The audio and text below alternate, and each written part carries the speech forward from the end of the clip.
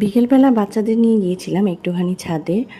আর এখন তো ওয়েদারটা একদম ঝকঝকে, বৃষ্টিও নেই কয়েকদিন ধরে, তো আকাশটা একদম বেশ পরিষ্কার। আর আকাশে কি সুন্দর আলোর খেলা, দেখতে এত ভালো লাগছিল মাশাল্লাহ।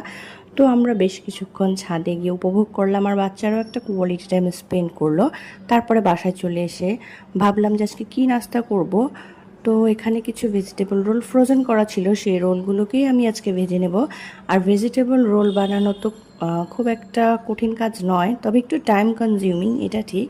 সে কারণে আর কি একবারে বানিয়ে ফ্রোজেন করে রাখলে ঝটপট খাওয়ার জন্য কিন্তু খুব ভালো হয়। শুধু বের করে একটু ভেজে নিলেই হয়ে যায়। আর সেটার সাথে আজকে একটু কেটে নিয়েছিলাম ড্রাগন ফল, কারণ ফ্রুটস ছাড়া আবার সন্ধ্যার নাস্তাটা ঠিক একটা জমে না।